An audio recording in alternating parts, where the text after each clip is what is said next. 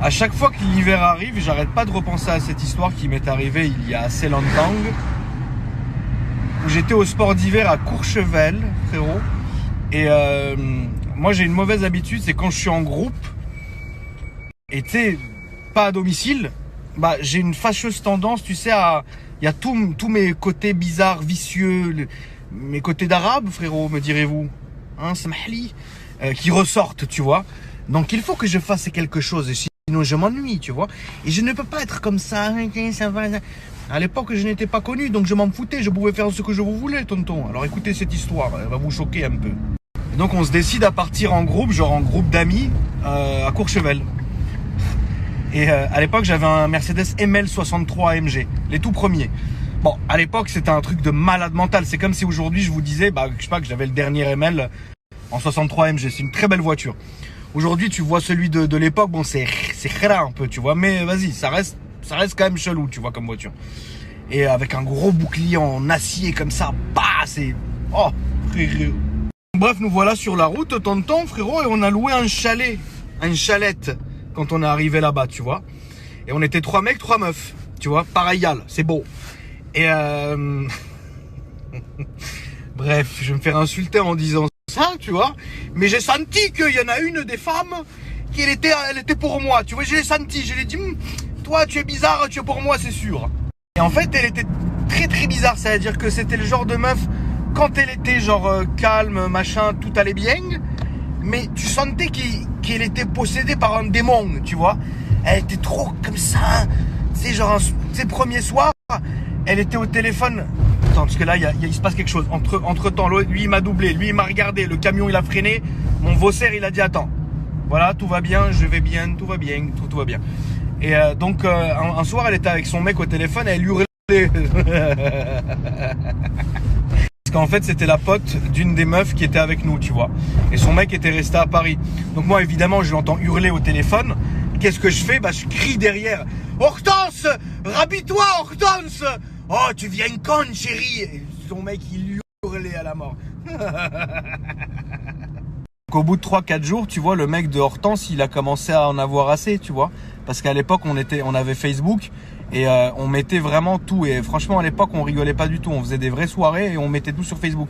Et à chaque fois, tu sais, dans toutes les photos, j'étais à côté de Hortense. Donc à un moment donné, son mec, il en a eu marre, tu vois. Et bref, donc un soir, donc elle se fait larguer, la pauvre. Hortense, si tu me regardes, ce que j'en doute. Parce que pour toi, je suis comme l'ennemi public, frérot. On est au restaurant et tout. Donc bon, la meuf, elle est vraiment pas bien. Elle pleure et tout. Et donc je lui dis, écoute, vas-y, là c'est les vacances, fais-toi plaisir, on verra ça à Paris, frérot. Elle me dit ok. Bon, la soirée basson blanc, etc. Hortense maintenant elle commence à boire de ouf, tu vois. Elle me dit quoi? Elle me dit, à un moment donné elle angoisse, tu vois. Oui, je sais pas ce que j'ai, je veux rentrer. On était au resto. Moi je dis écoute Hortense, et regarde comment mon cerveau machiavélique il a travaillé, tu vois. Je dis oui, mais pour que tu prennes l'air, je vais te remonter en luge. Et la meuf, elle se dit, ah ouais, trop sympa. Et donc moi, regarde comment je suis, parce qu'en fait, on avait des luges, des skis, des trucs de ouf dans le coffre de la voiture. Et moi, je me suis dit, je vais accrocher la luge sur donc la boule du ML du 4x4 et la remonter par la route, frère, avec elle en luge derrière. Que la raison lui revienne, je dis allez, on part tout de suite, machin, il est tard, allez, il fait froid, allez, vite, monte. Et donc là on arrive à la voiture et tout, moi je fais mon petit setup, donc je prends la luge, j'accroche la luge au châssis, la boule, pas la boule mais au rond en dessous, au châssis de la voiture. Et elle me dit t'es sûr ça craint rien? Je lui fais non ça craint rien. Et là frérot je t'explique, il y avait que des montées mais des virages sur la route, hein. Frérot, je te jure que j'ai fait une conduite pour la remonter, mais dantesque. Derrière, je voyais la luge qui chassait derrière la voiture. J'avais l'impression de tirer un tyrannosaure, frérot. Maintenant, une autre meuf qui était avec nous qui s'appelait Clotilde. J'ai jamais réussi à dire le mot Clotilde. Moi, je disais Cotilde. Qu'est-ce que tu veux que je te dise? Ma mère, elle m'a tellement frappé quand j'étais jeune, elle m'a éteint la lumière, tonton. Et Clotilde, elle était dans la voiture derrière, elle voit ça, elle était contente, cette idiote. Ah, moi aussi, je vais essayer. Maintenant, tu vois pas l'autre, la Hortense, elle est en position de sûreté, frérot. Elle est comme ça. Donc la Clotilde qui m'ont dit, oh, c'est bon, deux pour le prix d'un, frérot. Frérot, écoute-moi, j'ai tellement conduit fort. Mais je te jure, j'ai tellement conduit fort. Pour moi, je faisais le rallye de Corse, frérot. À un moment, on arrive à l'entrée donc du chalet, qui était dans une descente. Moi, j'arrive tellement vite avec le ML, je me dis, fils de pute, ça va pas freiner. Je freine, l'ABS, sur la pédale. Je fais, ça y est, on est morte. Et là, je freine comme ça. Et je vois quoi, frérot? Les deux luges, enfin la luge qui arrive derrière avec les deux meufs dedans. Bah! Elle tape le pare-choc arrière.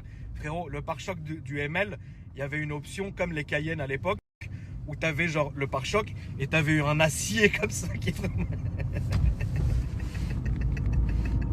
Je te jure, les bips de la voiture. Moi, je me suis arrêté dans le tas de neige et tout. Et là, je dis, putain, il y a un moment donné, tu vois, je flippe parce que je me dis, si jamais elles sont mortes, comment je vais faire? Putain, comment je vais faire, tonton? Et donc là, je descends de la voiture et je priais le Seigneur, tu vois. Je me suis dit, frère, ça se trouve, elles sont dead les deux. Et je voyais quoi, mes potes qui arrivaient avec leur voiture derrière. Mais et je vois la tête de mon pote, il regarde comme ça, il fait comme ça. Et je le vois du pare-brise. Avant de voir la scène, j'ai fait zab, elles sont mortes. Et là, je regarde. Je trouvais plus Hortense. Hortense, tu es où? Elle était en dessous de la voiture, putain. Elle dormait, elle était assommée à cause du pare-choc.